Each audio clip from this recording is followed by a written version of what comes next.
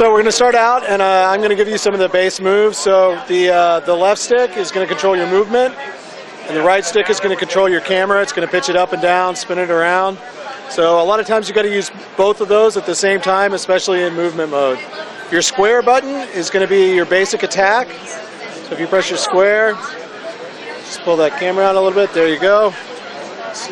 And the way the attacks work is if you tap the attack, you can tap through a series of basic attacks.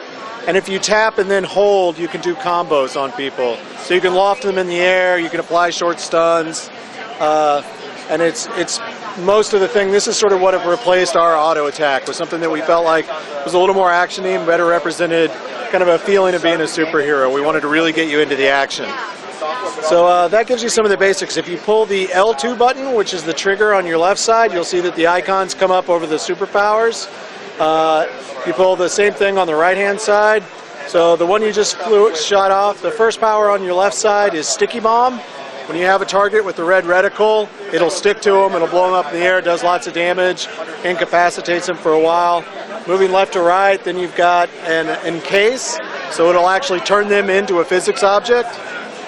Moving on down, you've got another grenade. It's an implosion grenade, sucks objects in the world into it.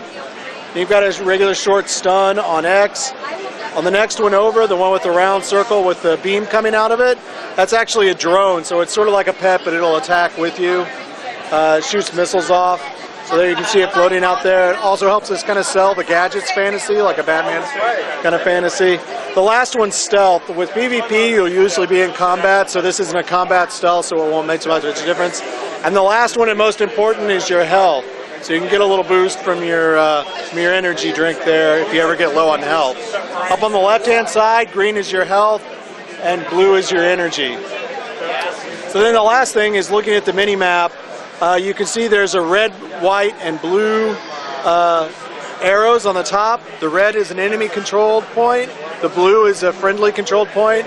White is contested. So this is standard sort of capture the flag, but it's hold and control map. So if you want to take off there, then the last thing we can check out is super speed, which you're in. So you got a jump pad here. So while you've got the little lightning bolts around your feet, you're in super speed. So if you just push that down towards the aim for that red arrow, we'll try and get down there. You've also got a huge jump while you're in super speed. And it does take a little while to get used to because you've got to control the camera and super speed. It's part of the skill-based stuff. But you can run straight up walls, scale walls. If you head off to your right a little bit, we should find a flag. And then a little bit to the left. And you should be coming up on one just over to the right side of this bridge.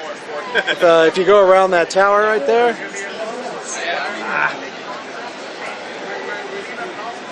There you go. So you can just jump off that. And you probably want to turn your super speed off. Might make it a little easier to run around here right now. So you can drop down off the edge of this. And right to your left, there's going to be an entry point. If you turn back around, let's see. If you turn around, you'll find the entry point to this this control map. You've got a villain over there.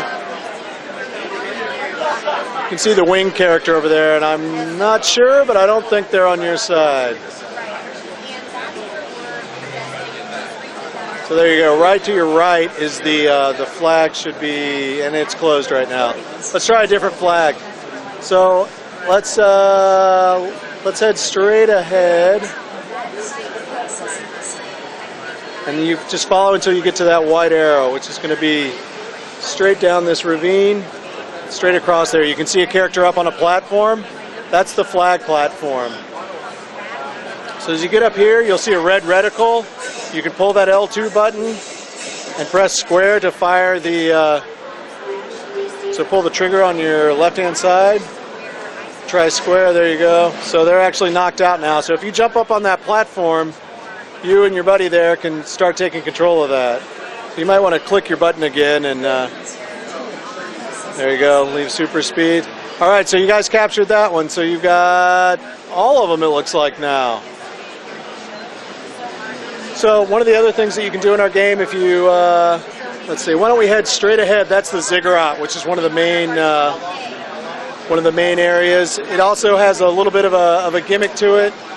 it has an EMP on the top of it. So there's a control panel up on the very top of this structure, and you use the circle button to interact with it, which will set off a pulse that will encase everyone and turn them all into physics objects.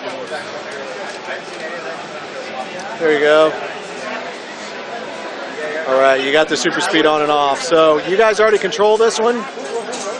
There's an enemy, so you can hammer on him. You can also try encasing him if you pull that same shoulder with the triangle. All right, now you can go over there and just give him a square, and you can probably knock him out of there. Your buddy's picked him up. So you can damage him while he's in there. He'll bounce around a bit.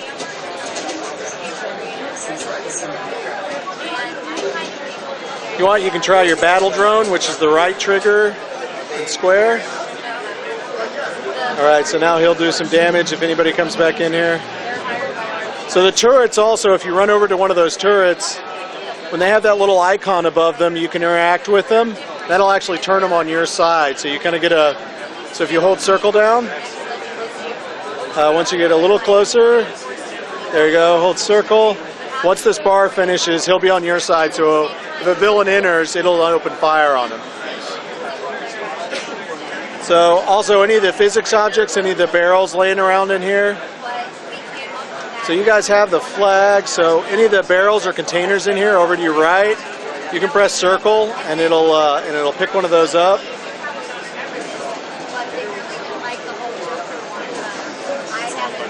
That's okay. Right, and then you can throw it using triangle. So you can take out guys with that. There's also barrels that have AoE effects and things like that in here.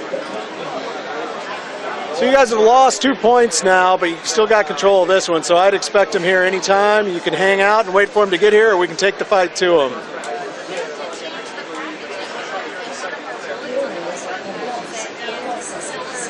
So if you steer just a bit to your right, there you go. You can see there's a big red column of light over there, and that'll help get you there.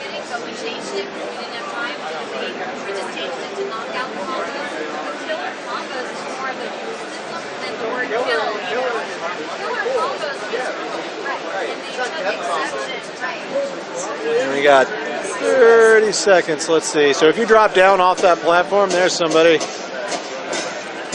You can try hitting him with that sticky bomb, which is the L2 and the square, and then I'll try and hit him right away with that encase, which is L2 and triangle. Other grenade will work, so you can see it's got a big knockback on it, it's got a stun on it. There you go, now circle will pick him up, or you can roll him with impulses and you can send him flying.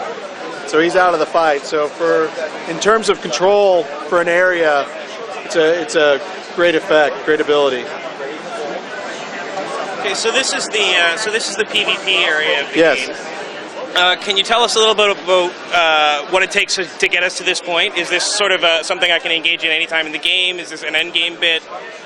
Where does this come into play in terms of the game?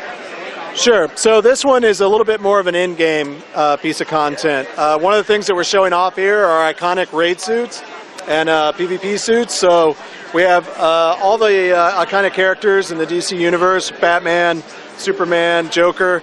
They all have pieces and loot drops that you get across the game, across the main storyline. And by the end, you've kind of assembled everything. This one is actually a Lex Luthor suit. And so you grab this piece by piece before you assemble the final suit. So at this point, we're still running it at kind of a mid-level character. We haven't maxed the character out in terms of abilities. But this is typically a little bit more of an in-game piece of content. So would it be primarily PvE then coming up to this point? All the open world stuff can be either. If you flip the PvP flag, you're full PvP. You can fight anybody in the open world.